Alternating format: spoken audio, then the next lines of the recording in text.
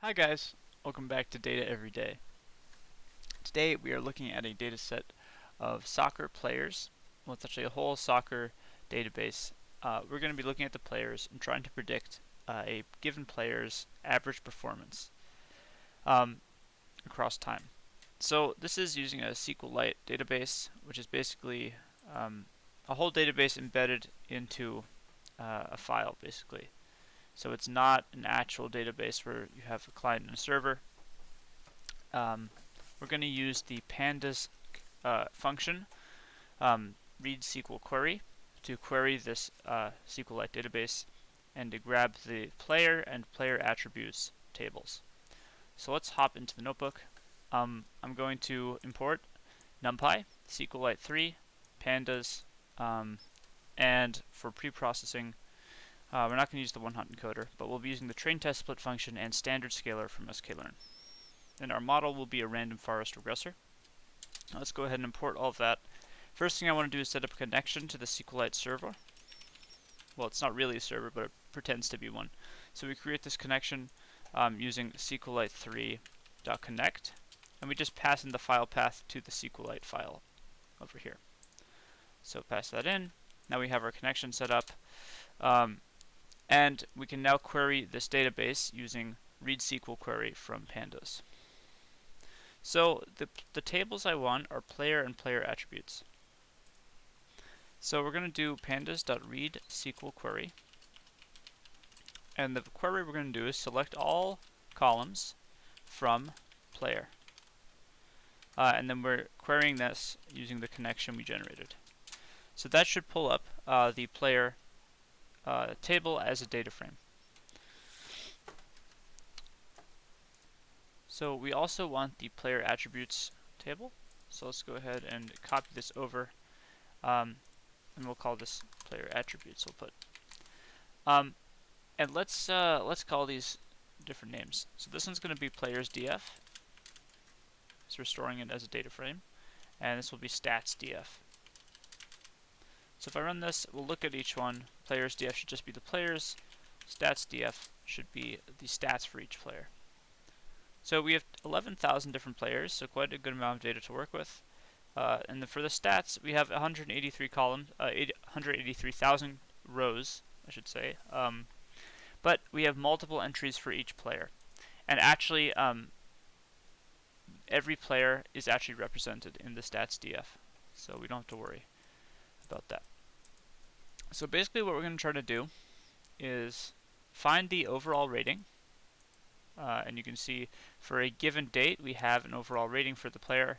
We're going to find the average rating for every player, and then but using groups. We're going to group the data frame, and then we're going to try to predict the average rating based on all of these features and the average features here, and also the birthday, height, and weight from the original players df. So we're going to merge these two data frames into one. It's going to be quite an extensive pre-processing session, so let's just get started. I'm going to create a function called preprocess inputs that's going to help us. It's going to take in a players and stats. So that's going to be our two data frames. First thing we'll do when we come in is create copies of them so we don't modify the originals. And stats equals stats.copy. At the end, for now, we're just going to return them, return players and stats. And let's get them back down here. So I won't call them players df, I'll call them players and stats like this. And that's going to come from preprocess inputs, players df, and stats df. Alright, so players right now is just a copy of the players data frame, and stats is now a copy of the stats data frame. Alright, so now we can make our changes to them in here. So the first thing I'm going to do is drop unused columns from both of them, because we can immediately see we have some columns we don't need. So that would be the ID, because we already have the index. These are just unique identifiers, and we're already going to use the player API ID, which we know will be the same between both data frames. So we're not using this. Whenever you're merging two data frames, you do want an ID column so that you know what to merge them on. We don't need the player name, and we don't need the FIFA API ID. So we're going to drop ID, player name, and FIFA API ID. So players equals players.drop. The columns here will be ID, player name, and player FIFA API ID. We're dropping from axis 1, which is the column axis. And for stats, we're going to drop ID. Again, player FIFA API ID. We are going to keep the player API ID on, so that we can merge them using that column. And we're going to drop the date as well, because like I said, we're going to be taking the average stats across time. So we don't need the date. So it's these three, not counting that one. So stats.drop. And I'll just go and clean this up a little. We're not using this one. Whoops, not that one. Okay, so this is looking good. We're dropping from axis 1 again. Okay, and now let's work on the player's data frame. So what does the player's data frame need to do? What do we have to do for it? Let's return these and take a look at it now, because we dropped some columns. So we definitely want these features. These might be useful features, so we'll keep those on. Honestly, I guess the only thing here to do is to extract the year, month, and day out of the birthday. Right now this is just a string, so there's not much use to us.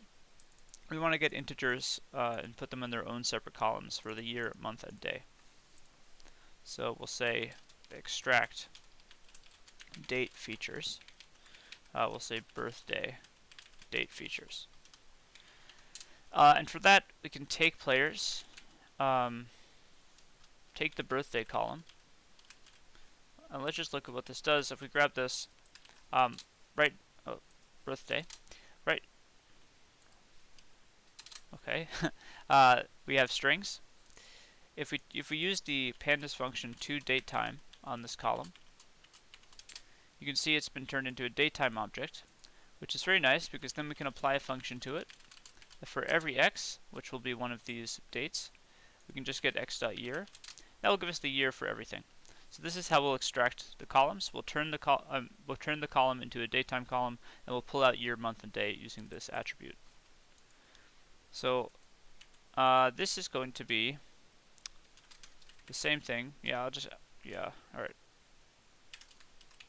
Pandas.toDateTime of it. Then we'll create the year column. We'll call it birth year. That will come from the original birthday column, but with this function applied that takes an x and returns x.year. So then we'll copy it over for month and day. So I'll change this to month, and this to month, and this to day, and this to day.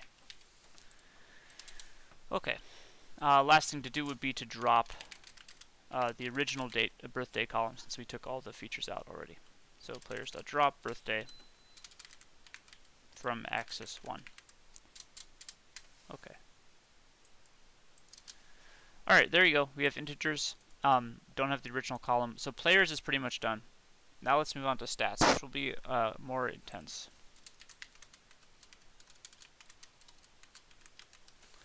Alright, so let's look at it. We have 3 categorical columns, and we have a bunch of numerics. So not too much work for the categoricals. We are going to have to one-hot encode all of these, and I believe preferred foot needs to be binary encoded because there's only 2 values for that, right and left. So let's work with the categoricals. Let's grab these, and I want to take just those columns, and I want to see all of the how many values are in each column, and actually I want to see the actual values. So what we'll do is get the value counts for each of those columns. So down here, let's make a dictionary. It's going to map a column name to the value counts for the column.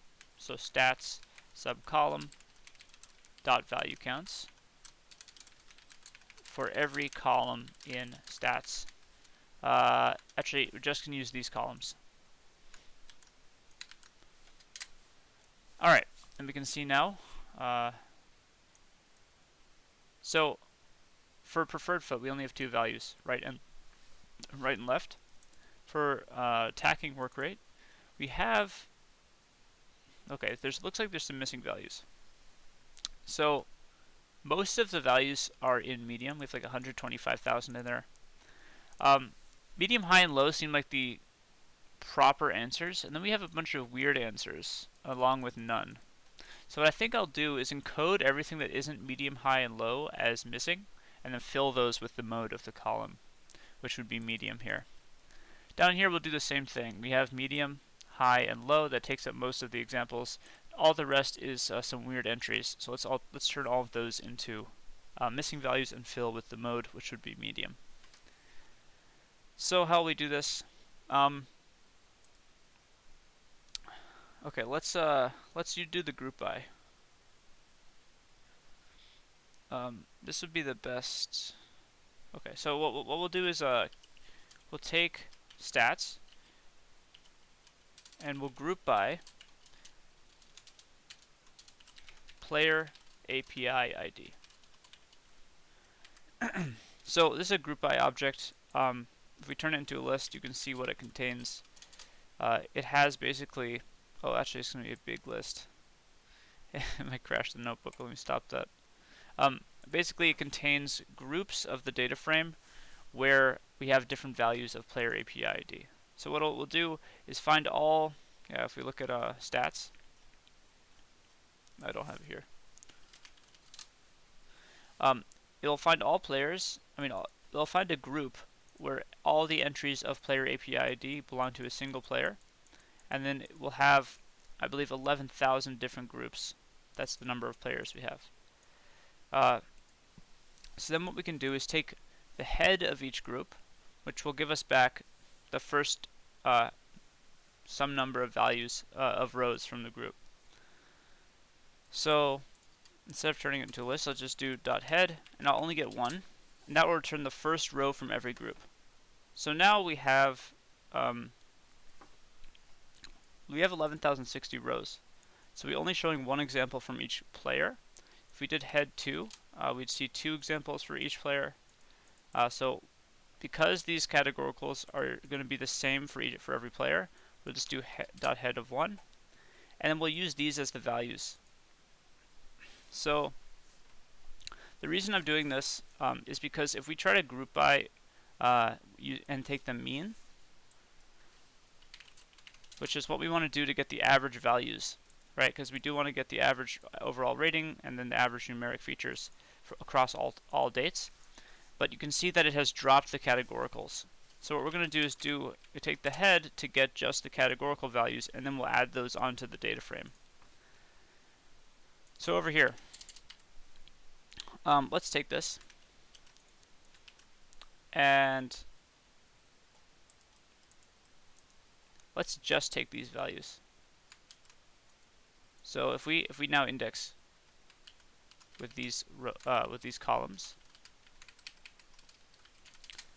like that, you can see we now have one row for each player. However, we've lost the player API ID, so I'm going to go back in. I'm going to do as index equals false, and then use this as one of the columns we want to get here. So now we can see the API ID for each player along with their categorical values. So let's call this categoricals. So I'll just erase this and say categoricals equals this whole thing. Let me just indent this so it's easier to see.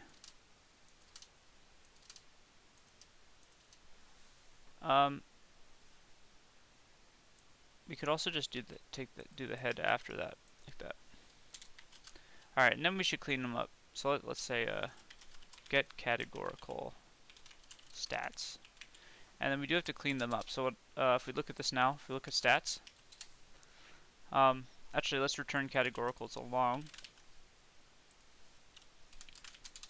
and then look at categoricals.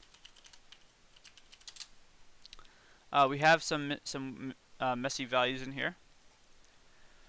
So what I'm going to do, like I said, this column is fine, but these two, any value in the column that is not low, medium, or high, we're going to replace with a missing value and fill it with the column mode.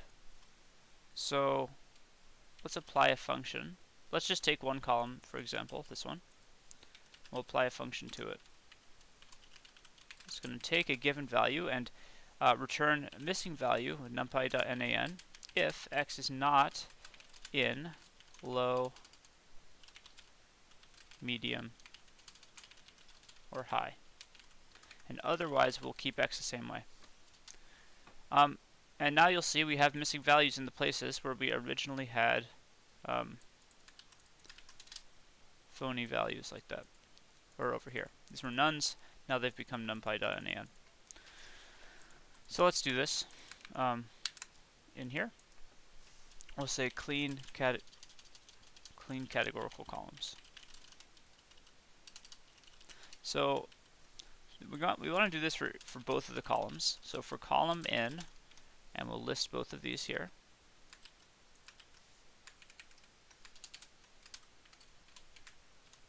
So for each of these columns, instead of doing that for just this column, we'll do it for any column we pass. And we'll set that equal to the column. And then after we've done that, after we've filled, after we've replaced the messy values with missing values, let's actually fill them. So we'll take the column and type .fill_na, and we'll fill all the missing values with the mode of the column. So that will be the categorical subcolumn .mode, and since mode will return a Pandas series, we just want the first mode, because technically we could have multiple modes. So we're going to just take the first mode with sub 0 like that. And let's set that equal to the column as well. Alright, now if we look at categoricals, you'll see they've been patched up. And if we look at how many missing values we have in here, so .isNA, .sum, no more missing values. And we also, if we look at this thing, you can see, let's do this for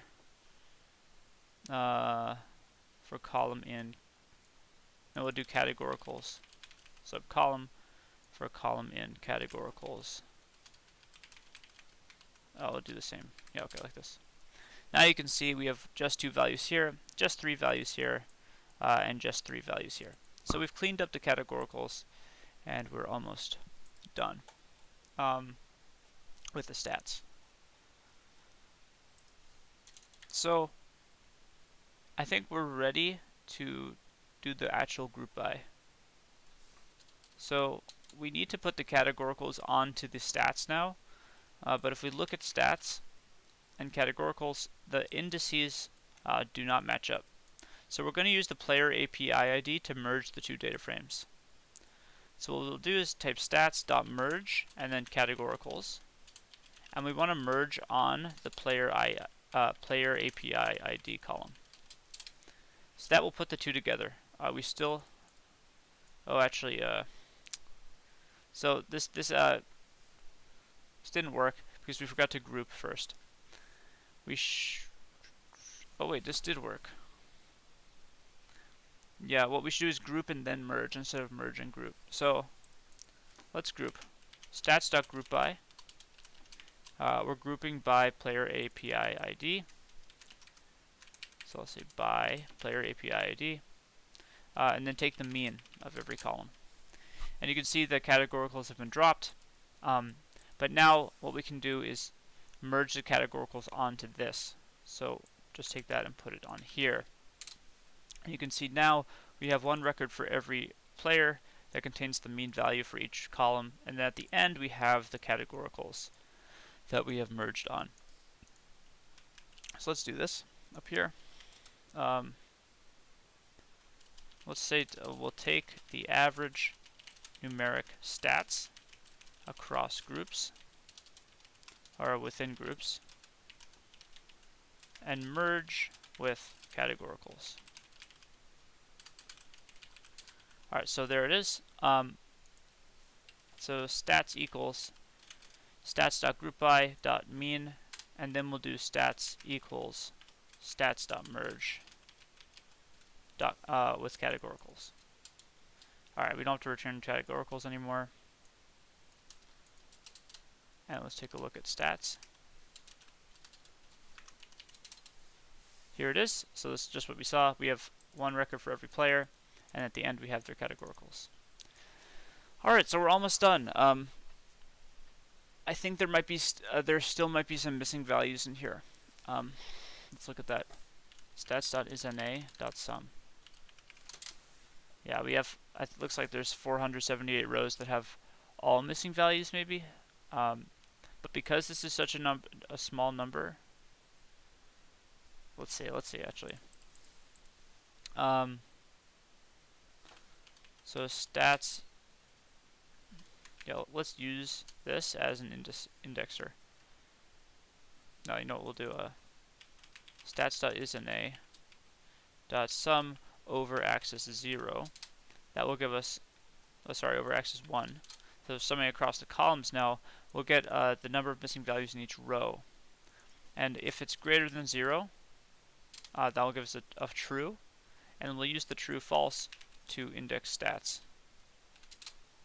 And, okay, so it's only in a few columns. So we're not going to drop these rows. There's still useful information here. So what we'll do is just fill those with the mean of the column. So let's fill numeric missing values with column means.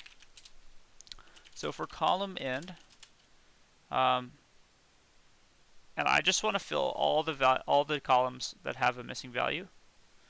So if we change this to 0, we can get. Oh wait, what's the problem?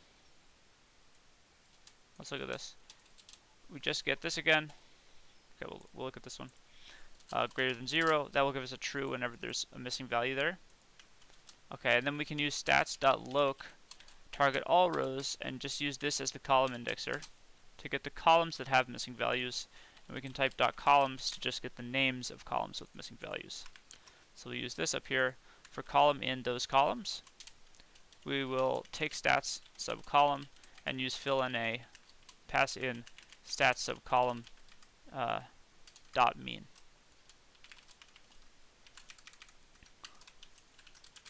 And then set it equal to the column.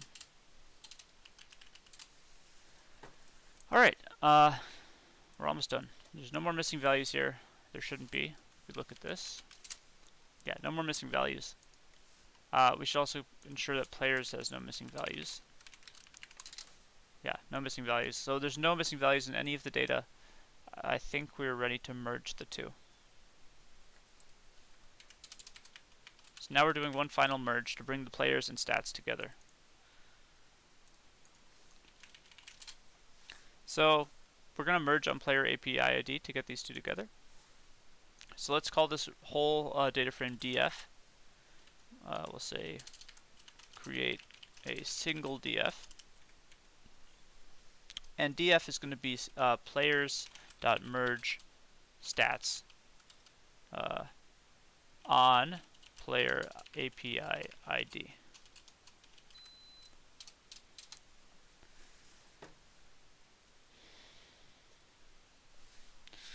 Alright, so let's return df instead. And it's looking good. This is like an actual data set now. So this is usually how we encounter the data. We've already done a good amount of pre-processing. The last thing to do now is to one-hot encode these columns. We want to binary encode this one. So we can actually do that pretty easily. But these ones have to be one-hot encoded. And then I don't think anything else. We just have to scale the data after that. So we can drop the player API ID after this though. So let's drop it from axis 1. Just close that out. Alright. Now, I actually want to point out there are some single value columns in here. So if we look at each column, we'll make a dictionary of every column mapped to the number of unique values in the column. So df subcolumn .unique. So we get .unique and take how many we have with length for every column in df.columns. Then you'll notice we have, oh wait, we don't. Interesting. Wait 1 second. Alright, never mind. That was weird. When I was doing the notebook before, I thought I had some single value columns, but we don't. We're good to go. So we do have to one-hot encode. So let's do that. I'm going to create a function called one-hot encode. It's going to take in a data frame and a column. I'm going to create a copy of the data frame, create some dummy columns with pandas.getDummies for a given column. Give it a prefix which will be the same as the column name. And then we'll add the dummy columns to the original data frame with pandas.concat, concatenating df and dummies side by side, so access 1.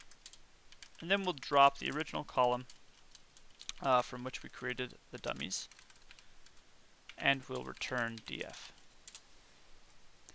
Alright, down here, let's do the one-hot encoding.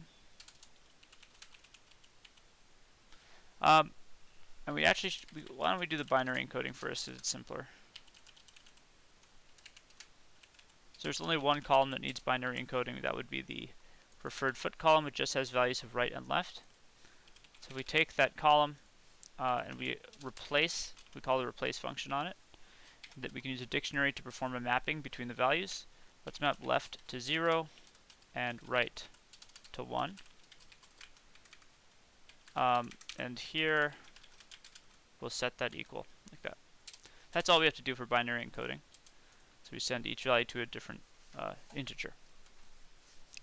Then for one-hot encoding, we'll use this function. So for column in, and there's two columns we want to one-hot encode, which are these two. And note, we are not doing ordinal encoding for these, even though there's an ordering between the values, low, medium, high. When you have such sort of ambiguous ordered values, it's usually better to do nominal, because we don't know how far medium might be from low or how far high it might be from medium. So we don't know how to actually map them to integers. However, there may be cases where it works better as an ordinal column, so I encourage you to try out different methods and see what works best if you want to maximize the performance of the model. Okay, so all we have to do for each of these columns is call one-hot encode that we created. Pass in df, and the column will be given by column. Alright, and now at the end we should have all the one-hot values. So there we go. We have the dummy columns there, and you can see the prefixes have come from the original column names. And I think we're ready to split and scale. Yeah, that's all the encoding we have to do. So let's split df into x and y.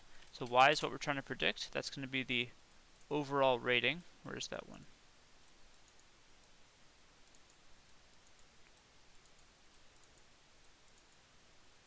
Oh, here it is. Overall rating. Okay. So df sub overall rating.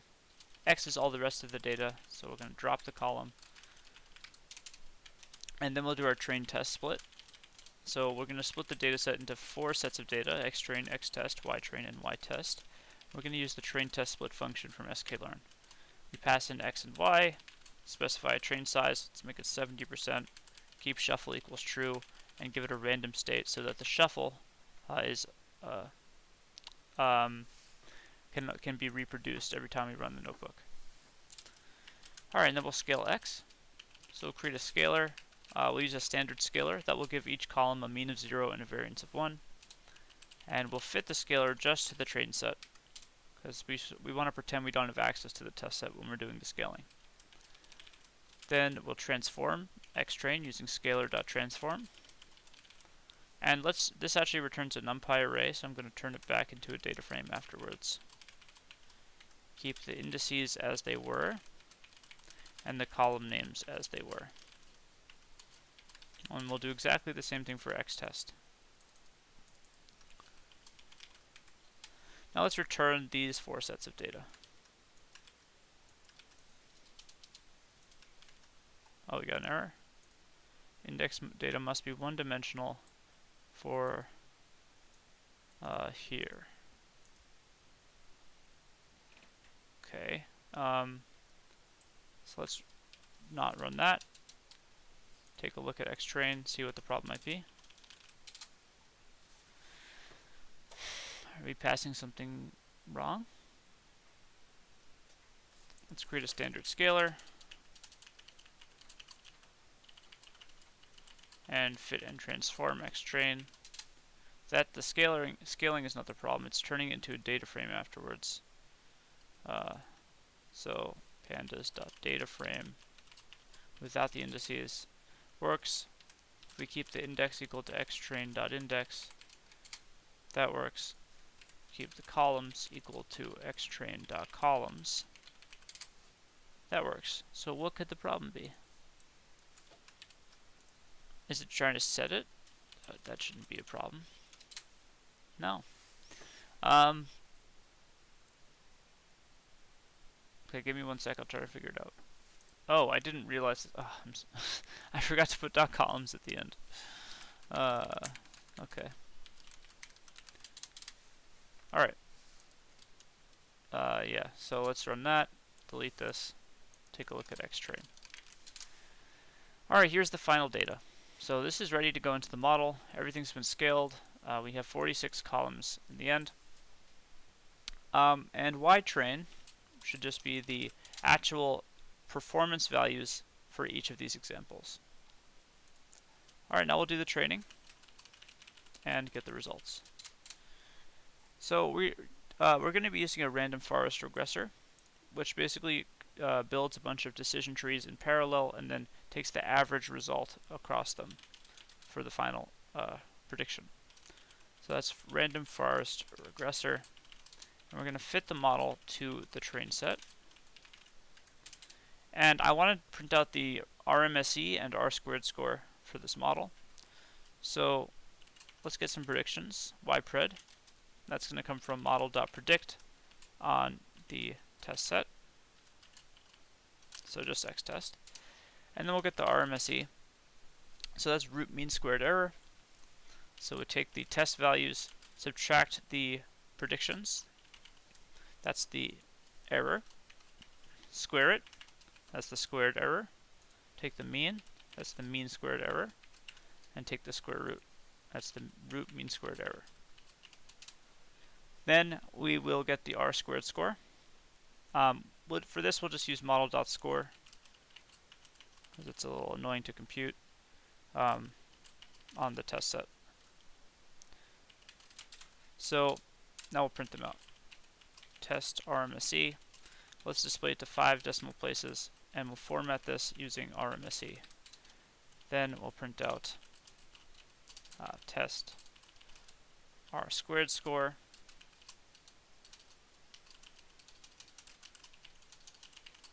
Also displayed to 5 decimal places, and format this with R2.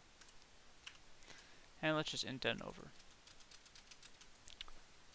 So the RMSE is a nice metric to use for evaluating the regression model because it's in the same unit as the original target column. If you think about this equation, the difference here is in the unit of the rating. When we square it, it becomes the squared unit. So this would be squared rating. The mean is still in squared rating, but then we use the square root to bring it back into just the unit of rating. So we get an RMSE of 1.5. What that means is on average we're about 1.5 rating points off the target, which is pretty good. That's pretty close. That's pretty good. Then our R² score is really it's comparing our model to the baseline model. So the baseline model for a regression task is the mean of the train set. So actually we're looking at the test set here. If you look at ytest, and we take the mean of this, the baseline model will be to predict this value for every example. And what the R² is saying if we consider the baseline model and we think of the distribution of error across all training examples. And then we take our model and look at the distribution of error across all training examples.